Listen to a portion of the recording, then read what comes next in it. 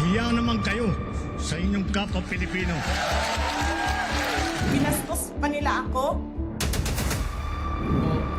What is the law and what Pakinggan ng proceeds of the illegal drug trade ng Duterte.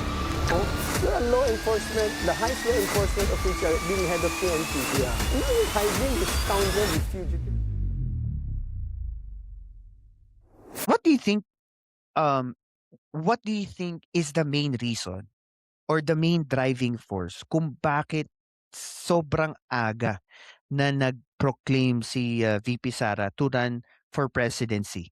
Ano yung pinaka main driving force? Timing, political survival, yung sitwasyon niya sa tatay niya or sa DDS community? Ano po yung nakikita niyo dyan? Basically strategy, no? It's strategy sa akin. Mhm. This is confirmed by the many analysis na naririnig na natin ngayon. It's a strategy. Pero sa strategy kasi, parati yan, can always control what is coming from you, outward. Pero yung external of you, wala kang control dyan. Kaya may mga negative rin implications.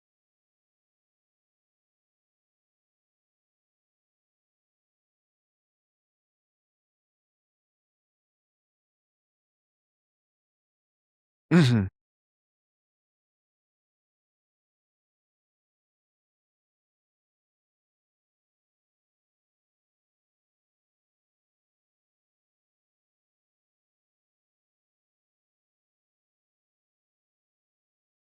Pag pwede nang i-highlight lalo. Talagang open target ang parang sinabi niya, "Oh, eto na ako, ako ang." So, yun naman yung negatibo ron 'no. Yung positibo, tingin ko estratehiya ito 'no, na, maraming ang una, yung kakampi.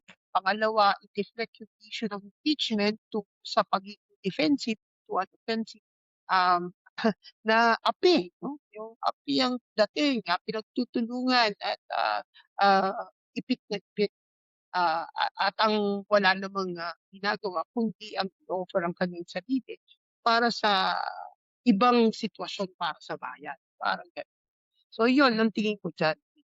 At nasa gitna niyan siyempre yung mga taong politicians over, who is in the government because we vote for them, pang impormasyon.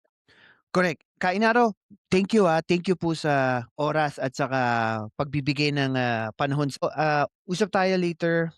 Bigay ko po yung link para sa later na ano natin, session. Okay po. Thank you po, Kainaro.